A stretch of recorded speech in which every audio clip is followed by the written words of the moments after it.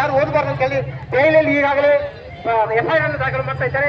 ಇಂಥವೊಂದು ಮೋದಿಯ ಸರ್ವಾಧಿಕಾರಿ ಆಡಳಿತವನ್ನ ಕಿತ್ತೊಗೆಯುವವರೆಗೂ ನಾವು ಇವತ್ತಿನಿಂದ ವಿಶ್ರಮಿಸುವುದಿಲ್ಲ ಅಂತಕ್ಕಂಥ ಮಾತನ್ನು ಹೇಳ್ತಾ ಇವತ್ತು ಫೆಬ್ರವರಿ 15ರಂದು ಇಡೀ ಭಾರತದಾದ್ಯಂತ ಇಡೀ ದೇಶದಾದ್ಯಂತ ಈ ಒಂದು ಕರೆಯನ್ನು ಕೊಟ್ಟಿದ್ದೀವಿ. JCPU joint centre trade union ಇವತ್ತು ಈ ಕರೆಯನ್ನು ಕೊಟ್ಟಿದ್ದೀವಿ. ಇವರು ಬಲವಾದಂಥ ಒಂದು ವಿರೋಧವನ್ನು ನಾವು ವ್ಯಕ್ತ ಮಾಡ್ತಿದ್ವಿ. ಈ ಮೋದಿ ಸರ್ಕಾರ ತಗೊಳ್ಳೋವರೆಗೂ ಇವತ್ತು ಯಾರಿಗೂ ಕೂಡ ಈ ದೇಶದಲ್ಲಿ ಉಳಿಗಾಲ ಇಲ್ಲ. ಮತ್ತು ನಂತರದಲ್ಲಿ ಮಹಿಳೆಯರ ಮೇಲೆ ಅತ್ಯಾಚಾರ ಆಗ್ತಕ್ಕಂಥದ್ದು, ದಲಿತರ ಮೇಲೆ ಅತ್ಯಾಚಾರ ಆಗ್ತಕ್ಕಂಥದ್ದು ಮುಖ್ಯವಾಗಿತ್ತು. ಅಲ್ಪಸಂಖ್ಯಾತರ ಮೇಲೆ ಟಾರ್ಗೆಟ್ ಮಾಡಿ ಇವತ್ತು ತಮ್ಮ ಆಡಳಿತದ ಬೇಳೆಯನ್ನು ಬೆಚ್ಚಿಕೊಂಡು ಯಾವುದೇ ಕಾರ್ಯಕ್ರಮ ಇರಲಾರದೆ ಸುಮಾರು 2014ರಿಂದ ಸುಮಾರು 11 ವರ್ಷಗಳ ಕಾಲ ಈ ದೇಶವನ್ನು ಆಳಿರ್ತಕ್ಕಂಥ ಈ ಮನೋವಾದಿ ಸರ್ಕಾರದ ಕಿತ್ತೊಗೆಬೇಕು ಅಂತಕ್ಕಂಥ ದಿಶೆಯಲ್ಲಿ ಇವತ್ತು ಈ ಒಂದು ಕಾರ್ಯಕ್ರಮವನ್ನು ಹಮ್ಮಿಕೊಂಡಿದ್ದೀವಿ. ಈ ಕಾರ್ಯಕ್ರಮದ ಅಂಗವಾಗಿ ಸನ್ಮಾನ್ಯ ನಮ್ಮ ಜನಪ್ರಿಯ ಶಾಸಕರಾಗಿರ್ತಕ್ಕಂಥ ಮಾನ್ಯ ವೇಣುಗೋಪಾಲಾಚಾರ್ಯ ಅವರಿಗೆ ನಾವು ವಿನಂತಿಯನ್ನು ಮಾಡಿಕೊಂಡಿದ್ದೀವಿ. ಈ ಬಂದಿರ್ತಕ್ಕಂಥ ನಮ್ಮ ಮನೆಯಲ್ಲಿ ಬಂದಿರತಕ್ಕಂಥ ಅಂಶಗಳನ್ನು ದಯವಿಟ್ಟು ಸರ್ಕಾರದ ಗಮನಕ್ಕೆ ತರಬೇಕು. ಮತ್ತೆ ಸದನದಲ್ಲಿ ಕೂಡ ಈ ಒಂದು ಪ್ರಶ್ನೆಗಳನ್ನು ಮುಂದೆ ಇಟ್ಕೊಂಡು ನಮ್ಮ ಮನೆಯಲ್ಲಿ ಬಂದಿರತಕ್ಕಂಥ ಅಂಶಗಳನ್ನು ಪ್ರಸ್ತಾವನೆ ಮಾಡಿ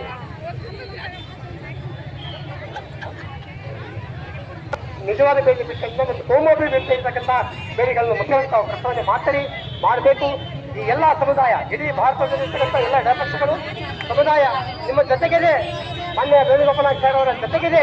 ಸುಮಾರು 140 ಕೋಟಿ ಜನ ನಿಮ್ಮ ಜೊತೆಗಿದ್ದಾರೆ. ನೀವು ಭಯಭಕ್ತಕ್ಕೆ ತಗೋಲಿಕ್ಕೆ ನಾವು ಜೊತೆಗಿದ್ದೀವಿ. ನೀವು ಧೈರ್ಯವಾಗಿ ಇವತ್ತು ಈ ವಿಷಯಗಳನ್ನು ಮೊದಲು ಎತ್ತತಕ್ಕಂಥ ಮತ್ತು ಅಂದರೆ ಎಲ್ಲರ ಪರವಾಗಿ ಒಂದು ಮನವಿಯನ್ನು ನಾನು ತಮ್ಮ ಸಂಧಿಯಲ್ಲಿ ನಿವೇದಿಸ್ಕೋದಾಗ್ತದೆ. ಅವರು ದಯವಿಟ್ಟು ನಮ್ಮ ಸಂಘಟನೆ ಮಾತುಗಳನ್ನು ಅವರ ನುಡಿಗಳನ್ನು ನುಡಿಬೇಕಂತ ಹೇಳಿ ನಾನು ತಮ್ಮಲ್ಲಿ ವಿಜ್ಞಾಪಿಸ್ಕೊಳ್ತಾ ಇದ್ದೀನಿ. ಮಾಡ್ಕೊಂಡ್ಬಂದೀವಿ. ಈಗ ಹಿಂತೆಗೆಯೋ ಥರ ನಾವು ನಮ್ಮ ಸರ್ಕಾರದ ವತಿಯಿಂದ ಒತ್ತಾಯ ಮಾಡ್ತೀವಿ. ಯಾವಾಗಲೂ ನಮ್ಮ ಸರ್ಕಾರ ಯಾವಾಗಲೂ ಬಡವರ ದೀನ ದಲಿತರ ಪರವಾಗಿ ಯಾವಾಗಲೂ ನಿಂತದ. ಆದರೆ ಮೋದಿ ಸರ್ಕಾರ ಏನ್ ಮಾಡಕತ್ತದ ಅಂದ್ರೆ ಶ್ರೀಮಂತರ ಪರವಾಗಿ ಯಾವಾಗಲೂ ಕೆಲಸ ಮಾಡಕತ್ತದ. ಇನ್ನು ನಮ್ಮ ಭಾರತ ದೇಶ ರೈತರ ಬೆನ್ನೆಲುಬಾಗಿತ್ತು. ಆ ಸಂದರ್ಭದಲ್ಲಿ ಕೃಷಿ ಕಾಯ್ದೆ ತಂದ್ಬಿಟ್ಟು ಎಷ್ಟು ಹೋರಾಟಗಳಾಯಿತು.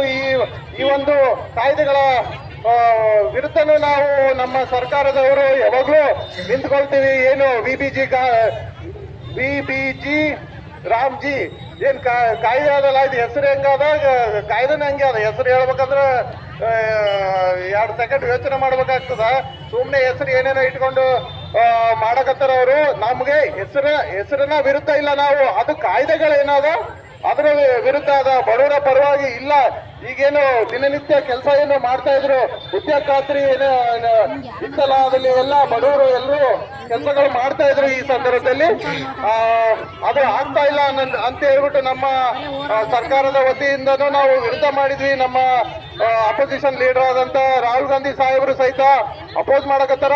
ನೀವು ಯಾರು ಹೆದರ್ಕೊಳ್ಳೋದು ಬೇಕಾಗಿಲ್ಲ. ನಾವೆಲ್ಲರೂ ಇದು ಸ್ಟ್ರೈಕ್ ನಿಮ್ಮ ಸ್ಟ್ರೈಕ್ ಅಲ್ಲ, ನಮ್ಮ ಕಾಂಗ್ರೆಸ್ ನಮ್ಮ ಸರ್ಕಾರದ ಸ್ಟ್ರೈಕ್ ಅನ್ನೋ ಒಂದು ಮಾತನ್ನ ಈ ಸಂದರ್ಭದಲ್ಲಿ ಹೇಳುತ್ತಾ, ನಮ್ಮೆಲ್ಲರ ಜೊತೆಗೆ ಸದಾಕಾಲ ಕಾರ್ಮಿಕರ ಜೊತೆಗೆ ಈ ಒಂದು ಕಾಯ್ದೆ ಪರವಾಗಿಲ್ಲ. ನಿಮ್ಗೆ ಯಾವುದೇ ತೊಂದರೆ ಆದ್ರೂ ನಮ್ಮ ಸರ್ಕಾರ ಯಾವಾಗಲೂ ಸಹಿತ ನಿಮ್ಮ ಪರವಾಗಿ ನಿಂತ್ಕೊಳ್ತೀವಿ ಅನ್ನೋ ಒಂದು ಮಾತನ್ನ ಈ ಸಂದರ್ಭದಲ್ಲಿ ಹೇಳುತ್ತಾ, ತಾವೇನು ಮನವಿಯನ್ನ ನನಗೆ ಸಲ್ಲಿಸಕತ್ತೀರಿ ನಮ್ಮ ಮುಖ್ಯಮಂತ್ರಿಗಳಾದ ಸಿದ್ದರಾಮಯ್ಯ ಸಾಹೇಬರು ಮತ್ತೆ ಉಪಮುಖ್ಯಮಂತ್ರಿಗಳಾದ DK ಶಿವಕುಮಾರ್ ಸಾಹೇಬರಿಗೆ ಅವರಿಗೆ ಸರಿಸಿ ಇದನ್ನ ಒತ್ತಾಯ ಮಾಡುವಂತ ಕೆಲಸ ನಮ್ಮ ಸರ್ಕಾರದವರು ತಮ್ಮ ಪರವಾಗಿ ನಿಂತ್ಕೊಳ್ತೀವಿ ಅನ್ನುವಂತ ಮಾತನ್ನ ಈ ಸಂದರ್ಭದಲ್ಲಿ ನಾನು ಹೇಳ್ತೀನಿ.